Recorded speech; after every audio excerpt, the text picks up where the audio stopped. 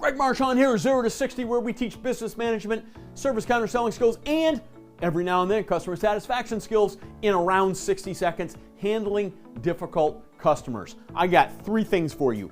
Listen, empathy, action. Listen to them. They need to vent. Even if you don't like what they're saying, even if they're using cuss words and they're just spewing froth from their mouth, listen to them. Keep your mouth zipped. Don't say a word. Listen.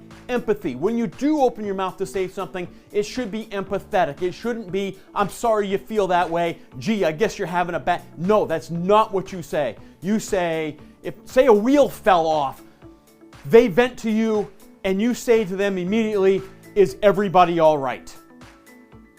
That's empathy.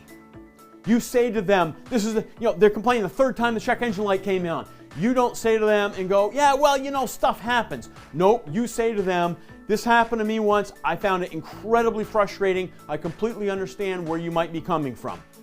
Listen, empathy, and then action. They don't want hesitation. They want to know exactly what's going to happen. Be decisive.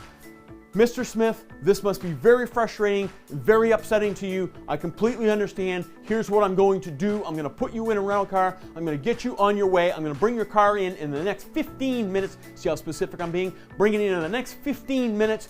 Johnny is going to take a look at the diagnostic whatevers. We're going to call you by 3:30 today, tell you exactly what we found and exactly what we're going to do. Listen, empathy, action. Best practices for handling upset customers.